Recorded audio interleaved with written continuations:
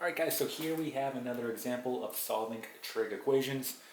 So before trying this example, I highly suggest that you check out my video on how to memorize the unit circle, and also check out my previous videos, alright, on solving simple trig equations. Okay, so let's get right into this. So we know that when we're solving trig equations, we want to isolate the trig function, right? So in this case, I want to go ahead and isolate this guy here.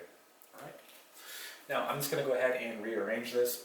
So we'll have 6 sine theta equal to negative 3 square root of 3. Okay? So in order to isolate that trig function, we're going to have to divide by 6. So divide by 6, right? And we get sine theta is going to be equal to, right? And this will be negative, right? Root 3 all over 2. All right? So now think about it, when will sine theta equal negative root 3 over 2? So what angle is that going to be there? So again, use your knowledge of the unit circle. So we know that sine is going to be negative, right, in both the third and the fourth quadrant. So again, using the unit circle, if we look here, we know that sine, right, of square root of 3 over 2 will be right here at pi over 3.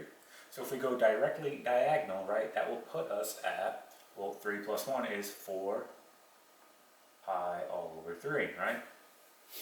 And then we want to go ahead and get it on this side as well. So 3 minus 2 is going to be 2 pi over 3. And now we can go directly diagonal. 3 plus 2 is 5 pi all over 3.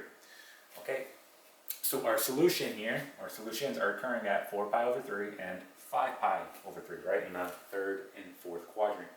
Now, be careful here, okay, because in the previous example, we were solving on an interval. So for example, we were solving, right, going between 0 and 2 pi, okay? However, with this example, right, we need to include all solutions because we're no longer solving on an interval. So think about it, right?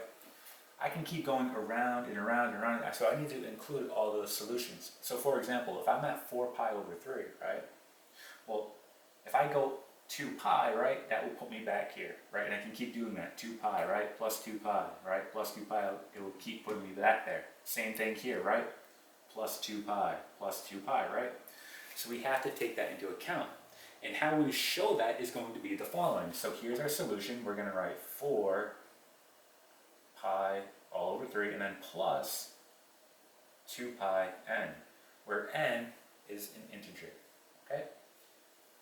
Same thing here, we're going to write 5 pi over 3, right?